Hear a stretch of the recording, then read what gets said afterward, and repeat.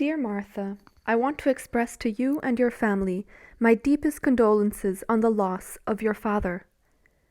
It's hard to think of Worcester County without Al, an American hero in every way. Al has been such an inspiration to those who had the pleasure of knowing him and his wonderful writings. I feel fortunate to have enjoyed his company on numerous occasions, from wonderful Worcester Fire Society dinners to trips to special places such as Norwich, Connecticut, where we admired your great-grandfather's first art museum building. Al was a mentor to many of us, and we are lucky he was able to record so much of his knowledge of Worcester County through his various books and newspaper articles. I always enjoyed my visits to your father's home, where we shared our love of Worcester history. My last visit with your father was just before his 100th birthday. It was, of course, a socially distanced event where we spoke via phone as I stood outside his picture window.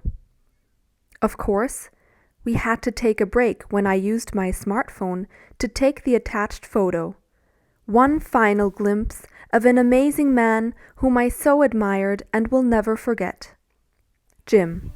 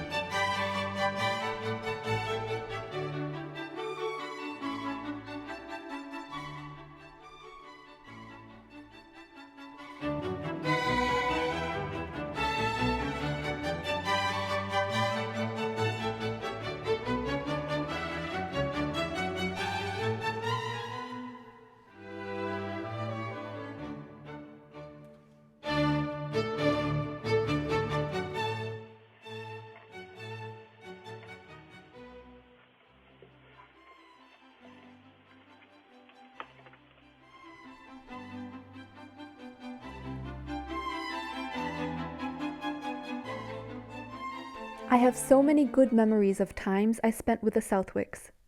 I grew up in a house across the road from Southwick Pond, on Crystal Street. It was just one school bus stop from Martha's house, but in rural Leicester, that was a mile away. Martha and I became friends when we met on the bus ride to Leicester Centre School to enter the first grade there. We have been dear friends ever since. Over the years that we attended school together, we were pretty competitive academically, but Martha usually beat me out on our report cards. We were both obsessed with the Beatles and snacking. I enjoyed the hospitality of many suppers at the Southwick's table. Everyone would be engaged in animated, interesting conversations, with laughter accompanying the clinking of the silverware and passing of the dishes. Everyone was warm and kind, especially Albert and Shirley, who showed genuine interest in me, asking me what I thought about this or that. Sometimes Albert and Shirley invited me to join the family for Sunday services at the First Unitarian Church in Worcester. I still remember the doxology. I remember the time Jana played Mary in the Christmas play. I think Randy might have been in the play too. One of my favorite memories of Randy was holding tightly to him when he took me for rides on his snowmobile. What a thrill for a little kid. One spring day after school, Martha and her impishly delightful little brother Jason led me down the path behind their house to the back of the Worcester Airport. We ran around playing, climbing up and down the grass terraces. We kept slipping because it was wet and muddy there that day. Maybe it was the warm sun or the March wind. We cast aside all our concern for our good school clothes and started slipping and sliding around on purpose. When we got back to the house, laughing and covered in mud, there was so much of the mud in my shoes that Shirley had to scrape it out with a spoon, wondering what to tell my mother. Once, in high school, Martha and I made a plan to skip school. And that morning we dodged the school bus and ducked down behind the stone wall across the street from the house, waiting for Albert to leave for work. It was frigid, and we were just about in tears from the cold when he finally drove off. Into the house we went, where we listened to records and ate cheese dreams and sherbet, and who knows what other things we got up to that day. Probably painted our nails and pined for the boys we were crushing on. In the afternoon, we walked down the path into the woods, where we carved our names into a tree. Martha, Pammy, 1971, skipped school. That tree and the carving was still there decades later, integrated as an unplanned feature of the Pyramid Disc Golf Course. Jason Southwick, proprietor. Another memory, years later. Martha and I were adults, but we didn't always act like it. One afternoon, Martha, sporting a beaming, mischievous smile, invited Al and Shirley to watch a movie with us on the VCR. They were happy to. Little did they know, the movie Martha was curating that day was the Rocky Horror Picture Show. You should have seen their faces. Bless their hearts. They hung in there and watched that entire outrageous film.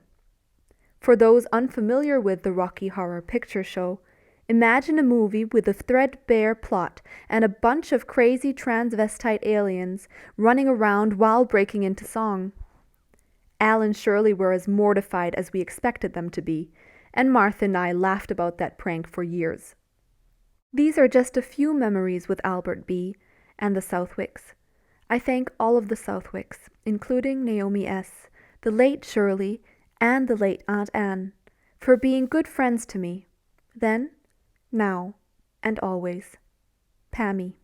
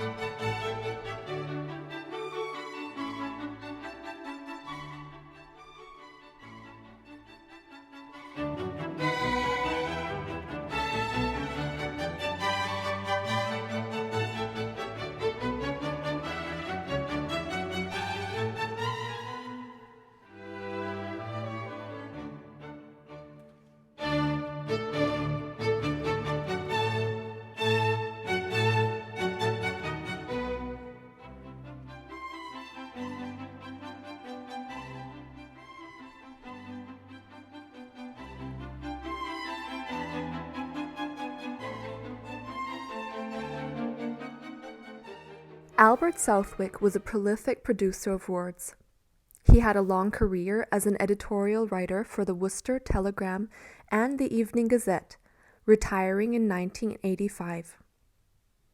Even before retirement, he had authored a small book titled The Journals of Stephen C. Earle, 1853 to 1858, published in the mid-1970s.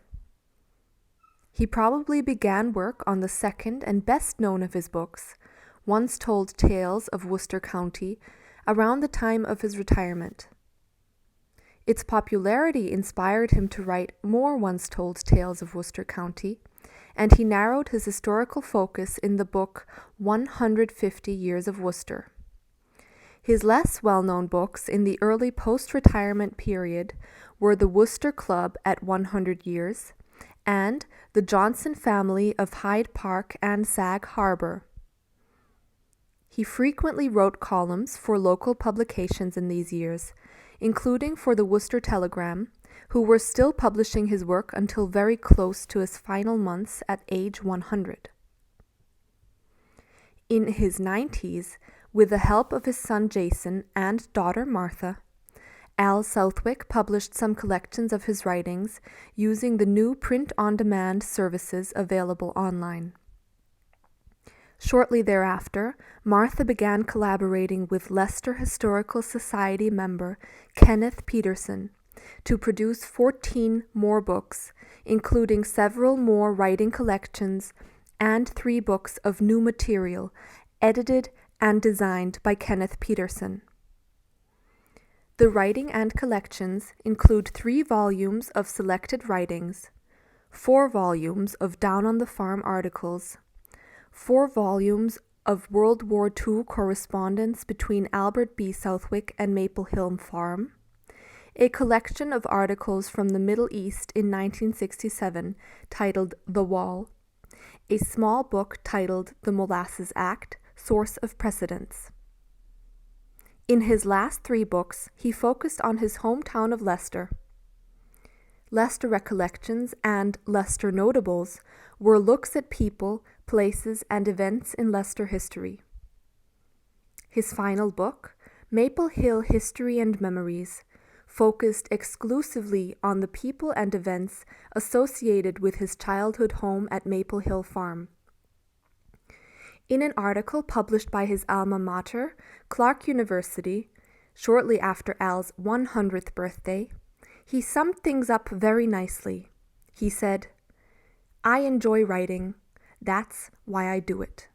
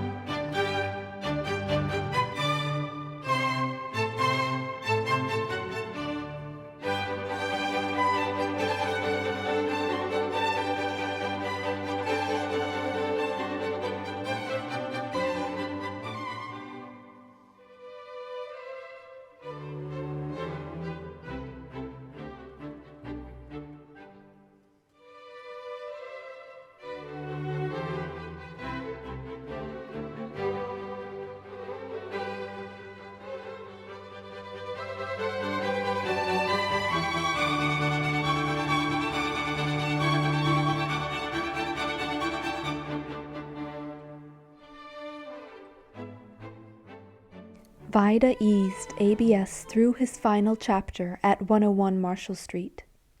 In his own words, he was the king and Vida was the queen.